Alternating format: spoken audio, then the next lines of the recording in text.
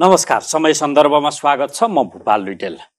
मुलुकमा सङ्घीयता कार्यान्वयनमा आएको करिब 5 वर्ष हुँदै गर्दा यसका प्रति मानिसहरू वाक्क दिक्क विरक्तको तहमा पुगेका छन्। कयौं पार्टीका शीर्ष तहकै नेतृत्वबाट यो भन्न थालिएको छ कि मानिसहरूमा त्यो तहको विरक्तपन आउँछ भने र यो साँच्चै राज्यका लागि बोझ हुन्छ भने यसलाई पुनरावलोकन गर्न तयार हुनुपर्छ। यो स्टेटमेन्ट नेकपा एमालेका अध्यक्ष केपी शर्मा ओलीको।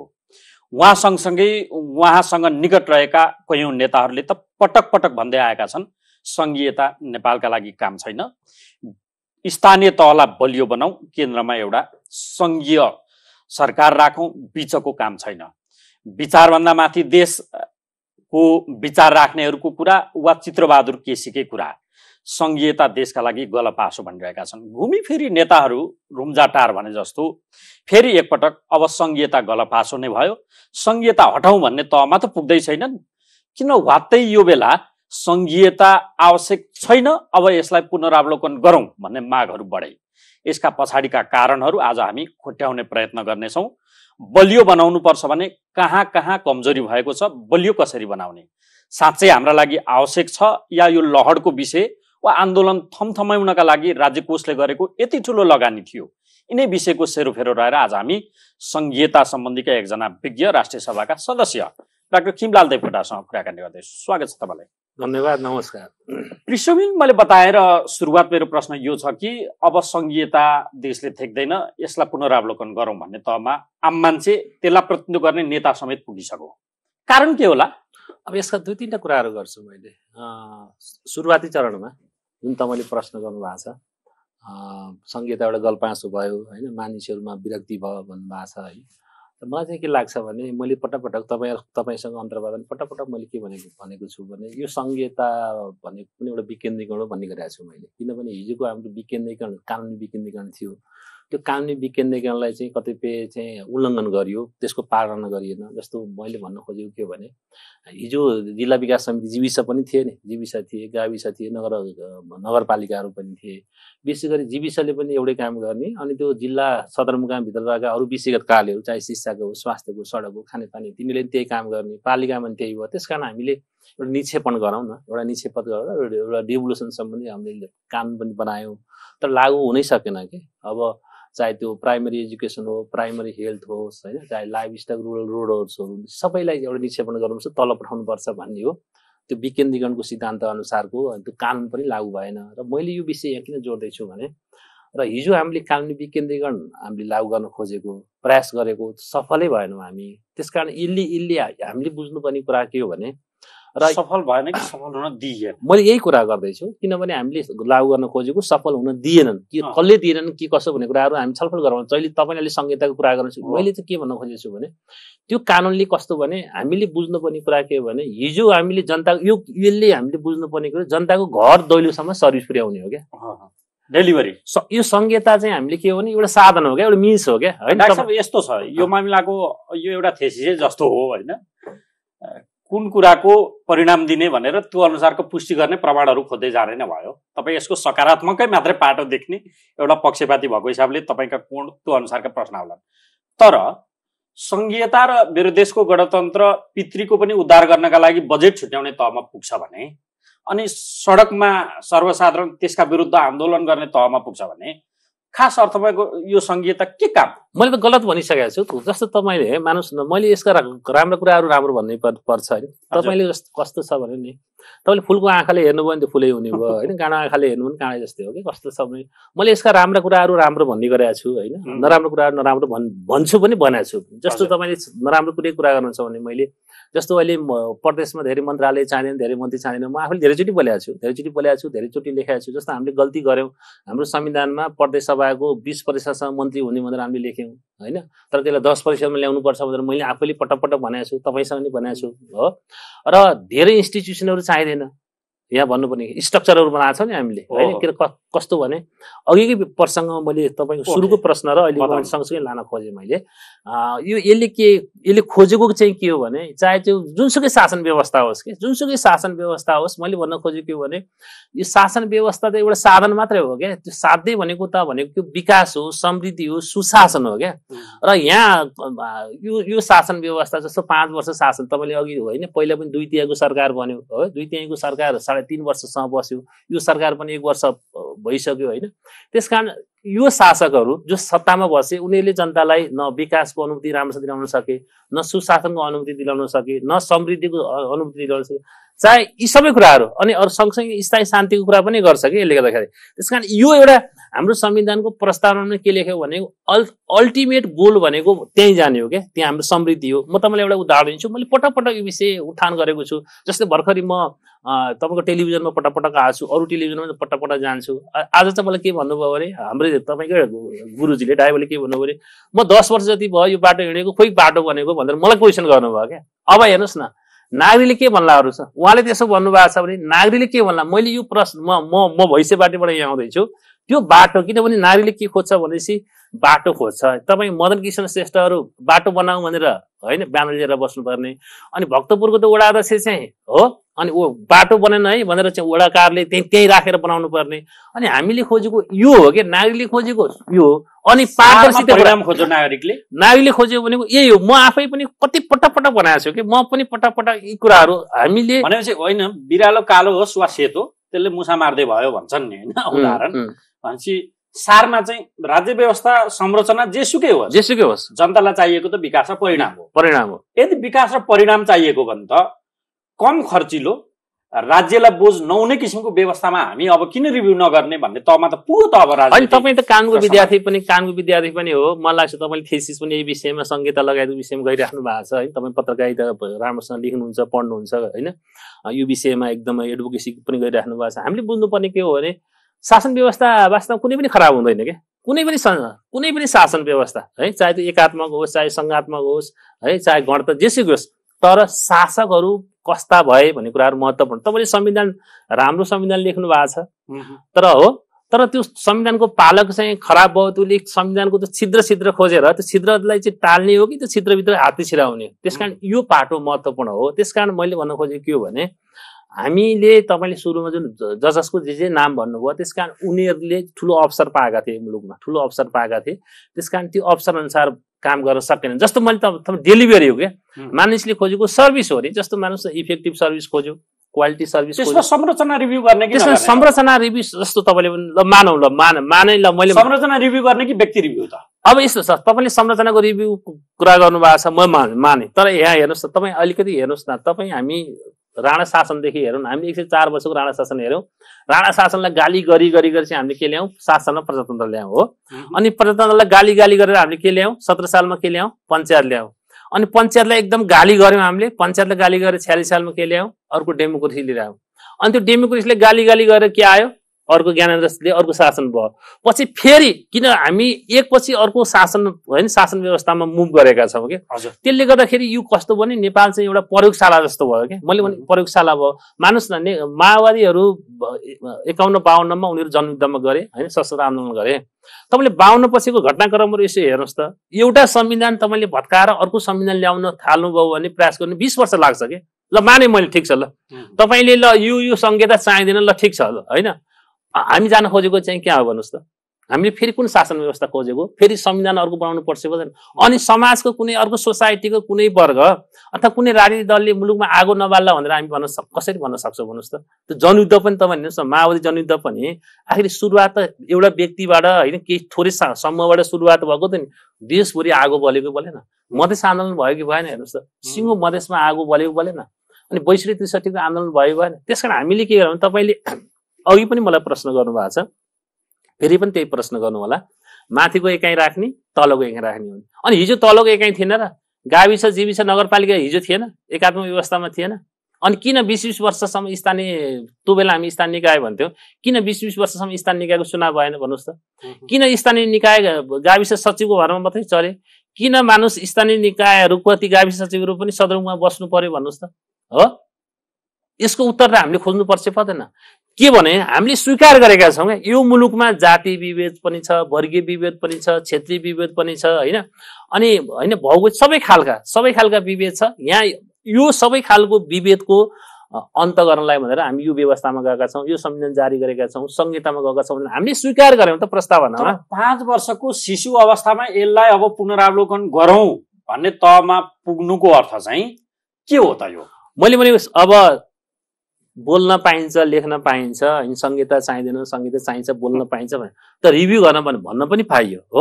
तर यसको पछाडिको कारणहरू हामी खोताउन भन्छु कि मैले। जस्तो मानुस् न, यो संहिताका यो संविधानको 4वटा मेन पिलरहरू छन् है, मेन 4। एउटा पिलर संहिता भयो, अर्को गणतन्त्र भयो, एउटा धर्मनिरपेक्षता भयो, अर्को समानुपातिक समावेशिता हो।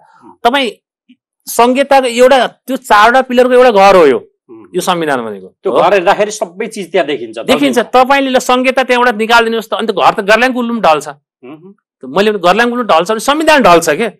संविधान फेरि नयाँबाट तपाईँ नयाँ सिराबाट बनाउनु पर्यो, अनि फेरि त नयाँ सिराबाट बनाउनु। त्यस्तो प्रयोग र एक्सपेरिमेन्ट त हाम्रामा 7वटा भइसक्यो। त मैले भन्नु खोजेँ अब कतिवटा प्रयोग गर्ने। त्यस कारण हामीले यो होइन कि बरु यसलाई कहाँ सुधार गर्ने, म तपाईँ सुधारको कुराहरू पनि बताउँछु कि। जनतालाई एउटा उदाहरण म कम्पेरिटिभली तपाईँसँग कुरा गर्न आउने भएपछि अलिकति फ्याक्ट बोकेर आउँ भनेर यसो रिसर्च गरेका थिएँ। हाम्रो नेपालको राजधानी रहेको बागमती प्रदेश, छिमेकी मुलुक भारत जहाँ संघीयता नि छ त्यहाँको राजधानी रहेको दिल्ली प्रदेशका बीचको कम्पेरिटिभली स्टडी, सानो रिसर्च म झलक तपाईँलाई बताउँछु। दिल्लीमा जनसङ्ख्या 1,67,88,000, बागमती प्रदेशमा यहाँ म यसलाई छुट्याएको छु 55,29,000। दिल्लीमा विधायकको संख्या 70 जना, बागमती प्रदेश 110 जना। दिल्लीमा 7 सदस्यीय मन्त्री परिषद, हाम्रो बागमतीमा 8बाट 18 सदस्यीय। दिल्लीमा एक सांसदको अनुपात चाहिँ जनसङ्ख्यामा हिसाब गरौँ 2,40,000 बराबर एउटा सांसदको अनुहार हुँदो रहेछ। हाम्रा चाहिँ 50,000 मान्छे बराबर एउटा सांसद भेटिहाल्दो रहेछ। दिल्लीमा एक मन्त्रीले 24 लाखको जनसङ्ख्यालाई रेखदेख गर्न वा हेर्न पाउँदो रहेछ, यो अनुपात हो, सक्दो रहेछ। बागमतीमा एउटा मन्त्रीले 3 लाखलाई कति थोरैलाई काम हुने भने त त्यो पनि राम्रो पक्ष होला। अब बागमती जस्तै गर्ने हो भने दिल्लीमा 56 जना चाहिँदो रहेछ है मन्त्री। अब यो कम्पेरिटिभली कुरा गर्दा दिल्लीमा 380 खर्बको जिडिपी छ, हाम्रो बागमतीको 3 खर्ब 50 अर्ब जिडिपी। दिल्लीको प्रति व्यक्ति आय वार्षिक 5,66,000, हाम्रो 2,10,000। जनसङ्ख्यामा कति ठुलो, भूगोलको अवस्था, मन्त्रीको संख्या, विधायकको संख्या, अब हाम्रो बागमती टिठ लाग्छ। ठिक छ, तपाईँ कुरा बुझेँ। मैले यो विषय बोलेको पनि छु, लेखेको पनि छु क्या। मैले लेखेको पनि छु, तपाईँ जुन डेटा मलाई भन्नुभयो त्यो विषय मैले लेखेको पनि छु। सँगसँगै तपाईँले म अर्को देश पनि भन्छु। तपाईँले इन्डियाको कुरा गर्नुभयो होइन, 29वटा स्टेटहरू छन् हो, 7वटा युनियन टेरिटोरी छन् दिल्ली सहितको। त्यहाँ संविधानमा लेखिएको छ, भारतको संविधानमा स्पष्ट लेखेको छ, दिल्लीमा अलि 70 जनाको होइन त्यो पार्लियामेन्ट छ, अनि संविधानमा तपाईँको 10% भनेको 7 जना मात्रै मन्त्री हुन्छ। तपाईँले मन्त्री कुरा गर्नुभयो भने त्यहाँ ठ्याक्कै 7 जना मात्रै मन्त्री हुने व्यवस्था। हाम्रो त म्याक्सिमम 22 बनाउनु। मैले यो विषय मैले बोलेको छु, लेखेको छु, मैले अघि सुरुमा पनि तपाईँले भनेको छु मैले। अनि त्यति मात्रै होइन कि भारतको संविधानमा त अरू स्टेटहरूमा कतिपय 15% पनि लेखेको छ, कतिपय अब त्यो छ। अलिकति टाढा जानुहोस् न तपाईँ, स्विजरल्यान्डतिर जानुहोस्, त्यहाँ तपाईँ 26-27वटा क्यान्टोन प्रदेश छ क्या। त्यसको भूगोल भनेको हाम्रो कर्णालीभन्दा अलिकति ठुलो छ, अलिकति ठुलो छ। पपुलेसन तपाईँको 1 करोड होला, 1 करोड होला। त्यत्रो 26-27वटा किन क्यान्टोन प्रदेश चाहियो त त्यो सानो देशमा, कर्णाली जस्तो देशमा? किनभने हामीले यो विषय हामीले के बुझ्नु पर्यो भने, चाहे त्यो भूगोल ठुलो होस् सानो होस्, पपुलेसन ठुलो होस् सानो होस्, यसले म्याटर गर्दैन। म्याटर भनेको त्यो कस्तो भने कुन परिस्थितिमा कसरी शासन व्यवस्था आयो। किनभने तपाईँले त हेर्नुहोस् न, हामी कस्तो ठुलो द्वन्द्वबाट आयौँ कि तर्क गरेर खर्चको दायित्व कति थपिँदो रहेछ। म खर्च कुराहरूमा म बताउँछु तपाईँलाई, खर्चलाई कसरी हामीले के गरौँ। तपाईँले खर्चको कुरा एउटा सांसद बराबर वा एउटा मन्त्रालय फोडिँदाखेरि बन्ने हाम्रो राज्यको उसको भारको विषय पनि त एकपटक सम्झौँ। म यो विषयलाई रिभिजिट गरौँ भनेर म आफै संसदमा बोलेको छु। त्यति मात्रै होइन कि अहिले हाम्रो सङ्घीय संसद तपाईँ पत्नी छ 275 जनाको छ हो। 275 जनामा तपाईँको 110 जना चाहिँ समानुपातिक, 165 प्रत्यक्ष। मैले त समानुपातिक निर्वाचन प्रणाली खारेजै गरौँ भनेर बोलिसकेँ मैले। समानुपातिक निर्वाचन प्रणाली खारेजै गरौँ र समानुपातिकका, किनभने अघि मैले 4वटा पिलर संविधानको छ भने हजुर, एउटा पिलर चाहिँ समानुपातिक समावेशी सहभागिता भनेको छु मैले। त्यो पिलरमा त्यो इस्युलाई चाहिँ हामी प्रत्यक्षमा ल्याएर समावेश गरौँ भनेको छु मैले। 165 भित्र 165 भित्र 110 को जुन इस्यु छ नि हजुर त्यो समानुपातिक समावेशी इस्युलाई त्यहाँ ल्याएर एड्रेस गरौँ। त्यो भने हाम्रो साइज घटेन भन्नुहोस् त 165 मै एउटा बन्द गराइदिउँ, त्यहाँ बन्द गरौँ, सीमित गरौँ। त्यहाँ सुन्नुहोस् न, तपाईँलाई अझै बताइदिन्छु म। 275 तपाईले 275 लाई 100% मान्नुहोस्। ओके 100% मान्नुभयो भने के हुन्छ भने 60% चाहिँ प्रत्यक्षबाट हुने भयो। हजुर हो 40% समानुपाती भयो। ठिक छ। त्यसलाई हामी अब त्यो 110 लाई हामीले 165 मा लाँदाखेरि 165 लाई तपाईले 60% 165 लाई 100% मानौँ। 165 लाई 100% मानेर 40% समानुपाती समावेशी गरौँ। त्यहाँ जस्तो मानुस् न हाम्रो प्रदेशहरू छ अनि जिल्लाहरू छ, त्यो प्रदेशहरूमा जस्तो हामी महिलाको सिट छोड्दियौँ क्या। यहाँ त कस्तो भइदियो भने म त यहाँ संसदमा पनि छु हैन, म बागमतीमा पनि बसेँ हैन, त्यहाँ पनि बसेर काम गरेँ। वास्तवमा यस्तो विभेद छ नि, प्रत्यक्षबाट निर्वाचित र समानुपाती निर्वाचित सांसदको बिचमा यति ठुलो खाडल छ। हेर्नुहोस् त्यो प्रत्यक्षले त त्यो अरू त सांसदै होइन भनेर त गन्दै नगर्ने टेर्दै नटेर्ने। तपाईँले कहिलेकाहीँ मलाई पनि प्रश्न गर्नुहुन्छ। अनि त्यो स्थानीय तहले गन्दैन टेर्दै टेर्दैन, प्रदेशलाई पनि टेर्दैन, प्रदेशलाई होइन यो होइन, यस्ता खालका यहाँ यस्तो छ क्या। त्यस कारण मैले भन्न खोजेको के हो भने समानुपातिक समावेशीका इस्यु यहाँ एड्रेस गरौँ। यहाँ हेर्नुहोस् है, यो विषय गरेर अन्तत गत्त गरेर कहाँ ठोकिन्छ भने मुलुकको स्थायित्वमा जोडिन्छ क्या। जस्तो मानुस् न त्यो जोडिसकेपछि के भयो भने मानुस के भयो भने तपाईँले महिलाको बिचमा कम्पिटिसन गराइदिन्छ। कुनै जिल्ला छोड्नुहोस् रोटेसनको आधारमा होइन, रोटेसनको आधारमा कुनै जिल्लामा महिलाको बिचमा कम्पिटिसन, दलितको बिचमा कम्पिटिसन होइन, मुसलमानको बिचमा कम्पिटिसन हो। अनि त्यसपछि जनजाति बिचमा कम्पिटिसन गरेपछि त त्यही वर्ग आउने भयो नि, त्यही वर्ग त्यही समुदाय आयो नि, आएन। त्यसकारण त्यहाँ समानुपातिक समावेशी इस्यु पनि एड्रेस भयो। त्यसकारण निर्वाचन प्रणालीमा बरु त्यहाँ खर्च हुन्छ भनेपछि त्यहाँ हामी के गरौँ भने त्यो गाडीको लाभा लस्कर हुन्छ नि 3-4वटा भन्दा 4वटा 4 पाङ्ग्री सवारी साधन चाहिँ बरु रोकिदिउँ, बरु भिडभाड हुनेलाई रोकिदिउँ, बरु सामाजिक सञ्जालबाट हुने विज्ञापन पनि रोकिदिउँ। त्यो भने के भन्छ तपाईँ फेसबुक ट्विटर लगाइदिएको त पैसा त कहाँ जाने भयो, विदेशतिर जाने भयो नि। बरु खर्चलाई चाहिँ कसरी मितव्ययी गर्न सकिन्छ निर्वाचन प्रणालीमा त्यो सुधार गरौँ। तर निर्वाचन प्रणाली जस्तो तपाईँले यो विषय चाहिँ किन भन्नै पर्ने लाग्यो भने यो विषय संहितासँग जोडियो क्या। यहाँ त कस्तो भइदियो भने कहीँ बाटोमा अघि हामी आउँदाखेरि खाल्टो देख्ने बित्तिकै गाली चाहिँ संहिताले गर्ने भयो हो। काठमाडौँ फोहोरमैला थुप्रै छ, गाली खाने संहिताले, जताततै पनि के हो भने त्यसकारण जनताले खोजेको संहिता हुँदै होइन, जनताले खोजेको अघि मैले भने सुशासन हो क्या। पारदर्शी हुनु पर्यो नि, सरकार पनि पारदर्शी। त्यसो यो व्यवस्था हामीले सुरु गरि नै हालिसक्यो, यो प्रयोग गरेर नछडौँ, यसभित्र बरु राज्यलाई मितव्ययी हुने बाटो खोजौँ, यसलाई निरन्तरता दिनु पर्यो। मैले तपाईँले प्रदेशमा अघि दिल्लीको कुरा गर्नुभयो हो, प्रदेशमा मैले भन्न खोजेको 20%लाई 10 मा झारौँ। त्यो भयो भने बागमतीमा 110 जनाको प्रदेश सभासद हुनुहुन्छ होइन, बढीमा 11 जनाको, बढीमा 11 जना। जस्तो टोटल तपाईँको 7वटै प्रदेशमा 550 जनाको हुनुहुन्छ होइन, 550 जनाको 10% गरौँ, 55 भन्दा त बढी भएन नि त। हेर्नुहोस् त चुस्त भयो नि। अनि मन्त्रालयको संख्या पनि तपाईँले कम होइन, यहाँ केन्द्रमा पनि धेरै मन्त्रालय चाहिँदैन, विभाग चाहिँदैन। म त संसदमा बोलेको छु, म त महिला मन्त्रालय किन चाहियो भन्ने मानिस हो नि। त्यहाँ मन्त्री हाम्रो होइन। तर यो चाहिँ निस्वार्थ भावले जोडिएको एउटा विज्ञको हिसाबले बोल्ने कुरा भयो।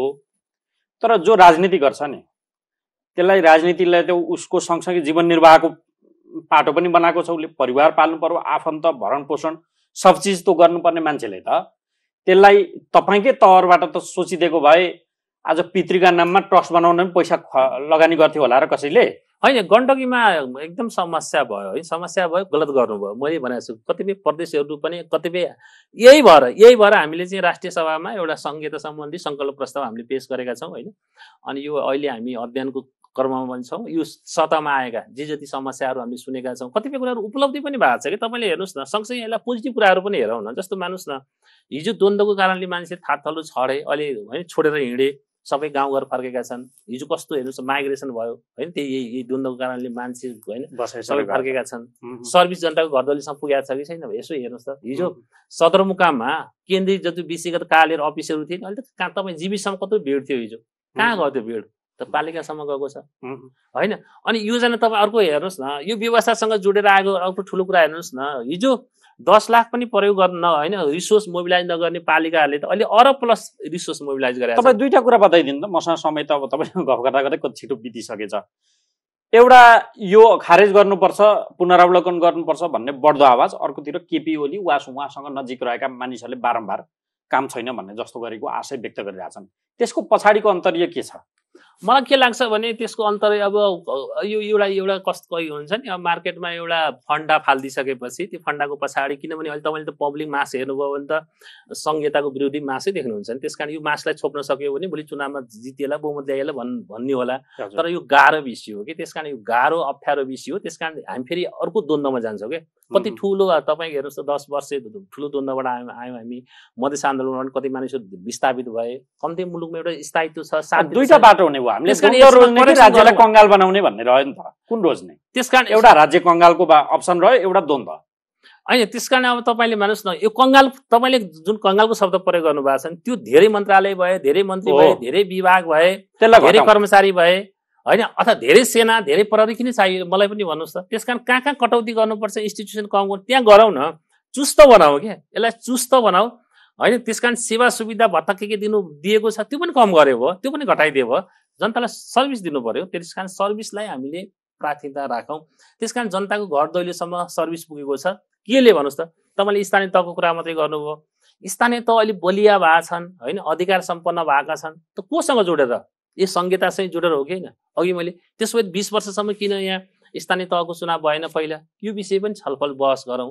त्यसकारण यो तपाईँले अर्को, अघि मैले समानुपातिक समावेशिताको कुरा गरेँ, तपाईँलाई याद होला संविधान सभा 600 होइन 601 को संविधान सभा पनि त्यहाँ समावेशिताको मुद्दा चाहिँ कस्तो थियो भने इलेक्सनमा त उम्मेदवार दिएपछि मात्रै होइन समावेशिता कुराहरू एड्रेस हुने थियो। तर अहिले हाम्रो संविधानले के इन्स्योर गर्यो भने कम्तीमा 1/3 महिलाहरूको उपस्थिति चाहिन्छ हेर्नुहोस् संसदमा, चाहे संघीय संसद होस् चाहे प्रदेश संसद होस्, समावेशिताको त एउटा कडी। त्यसकारण तपाईँले अरू संसारभरिको अरू हेर्नुहोस् न, तपाईँले म भारतकै उदाहरण दिन्छु। भारतको पार्लियामेन्टमा 15% भन्दा बढी महिलाको उपस्थिति छँदै छैन। चीनको पार्लियामेन्टमा 25% भन्दा बढी छँदै छैन। अमेरिकाको पार्लियामेन्टमा 28% भन्दा छँदै छैन। नेपालको पार्लियामेन्टमा तपाईँ 34% छ। यो संसारभरिको पार्लियामेन्टेरियनको संस्था छ आइपियू भन्ने, तपाईँ त्यहाँ गएर अहिले गुगलमै गएर हेर्न सक्नुहुन्छ, त्यहाँ लेखिएको छ होइन, त्यहाँ छ। भनेपछि तपाईँ यो संविधान आइसकेपछि, यो संहिता आइसकेपछि समानुपातिक समावेशीका मुद्दाहरू केही न केही एड्रेस त भएको छ कि छैन भन्नुहोस् त। जनताको घर दैलोसँग सर्भिस पुगेको छ कि छैन हेर्नुहोस् त, त्यो पनि पुगेको छ। हिजो द्वन्द्वबाट मान्छेहरू घर छोडेर हिँडे, सबै फर्केका छन्। त्यस कारण यो पाटोलाई पनि हेरौँ, कहाँ कमी कमजोरी छ होइन। मन्त्रालयको सङ्ख्या सिंहदरबारमा धेरै मन्त्रालय पनि चाहिँदैन, धेरै विभागै चाहिँदैन। अघि मैले महिला मन्त्रालयले गर्ने कामहरू अहिले 7% महिला मन्त्रालयहरू छन् र प्रधानमन्त्री कार्यालयमा एउटा महिला सम्बन्धी एउटा महाशाखा राखेपछि त्यसले किन यहाँ धेरै मन्त्रालय चाहियो भन्नुहोस् त। थोरै मन्त्रालय यहाँ बनाउने, प्रदेशमा पनि थोरै मन्त्रालय बनाउने, थोरै मन्त्री राख्ने हो। अनि कर्मचारीहरू पनि सिंहदरबारमा किन थुपारेर राख्नु पर्यो भन्नुहोस् त। तल स्थानीय हिजो तपाईँले सिंह गाविसलाई वडा बनाउनु भएको छ, तर त्यो सब गर्ने चिज जो छ नि डाडी पुन्ने समाको, उसले त गराइदिएन हो। कारण यही हो, 3.5 वर्षसम्म तत्कालीन सरकारले पनि अहिलेसम्म निजामती सम्बन्धी कानुन ल्याइदिएन हेर्नुहोस्। अहिलेको सरकार पनि फेरि त्यही कुराको 1 वर्ष भयो सरकारले पनि त्यो निजामती हेर्नुहोस् त, संसदले त्यो समितिले पास गरेको त्यो पनि फिर्ता ल्याइदियो। त्यसकारण केन्द्रीय तहको नेतृत्वको मानसिकता नै यो संहिता प्रतिको आलोचना बढाउँदै बढाउँदै त्यो तहमा पुर्याएर यसलाई असफलतातिर लाने प्रति छ। अन्ततगत सबै सिद्धिने हो हेर्नुहोस्, अन्ततगत सबै सिद्धिने। मुलुक द्वन्द्वमा गइसकेपछि अनि हेर्नुहोस् भर्खरै श्रीलङ्काको घटना हेर्नुहोस् त, श्रीलङ्का घटना हामीले देखेनौँ, राष्ट्रपतिले भागेर हिँड्नु पर्यो। अफगानिस्तानमा पनि देखेन हामीले। त्यसकारण यो मुलुक राजनीति सधैँ सरल दिशामा त हिँड्दैन नि, नेताले सोचे अनुसार त हुन्छ हुँदैन नि। त्यसकारण कहाँ जान्छ, त्यसकारण यसलाई कमजोर बनाउनुतिर हामी नलागौँ। तर एउटा कुरा चाहिँ मैले पटपट भन्ने गरेको छु, यसमा कमी कमजोरी छ किन भर्खरै जन्मेको बच्चा हो क्या। तपाईँले भर्खरै जन्मेको बच्चालाई त अलिकति हुर्काउनु पर्यो। त्यसपछि आफ्नै कारणले राजा ज्ञानेन्द्रलाई तपाईँ हामीले आन्दोलन मात्र फाल्या हो र, आफ्नै कमी कमजोरीले पनि हो। त्यसकारण कम्तीमा यो बच्चा जन्मेको छ, यसलाई हुर्काउँ, रेखदेख गरौँ। त्यसपछि आफ्नै कमी कमजोरी जान्छ भने त हामीले त अब राम मात्रै भन्ने हो कि। हवस् डाक्टर साहब, धेरै धेरै धन्यवाद। हस् त, धन्यवाद। हामीसँग हुनुहुन्थ्यो संहिता सम्बन्धीका विज्ञ राष्ट्रिय सभाका सदस्य डाक्टर खिमलाल देवकोटा। उहाँसँग हामीले संहिता अब त खारेज गर्नुपर्छ, यो राख्यो भने त मुलुक अप्ठ्यारोमा पुग्छ भन्ने आवाजहरू बढिरहँदा यसका पछाडिका कारणहरू के थिए, कहाँ चुकिरहेका छौँ, मानसिकता के हो, यसै विषयको सेरोफेरोमा रहेर संवाद गऱ्यौँ। अर्को अङ्कमा फेरि तपाईँको भेट हुने नै छ। हामीलाई आजलाई बिदा दिनुहोस्। नमस्कार।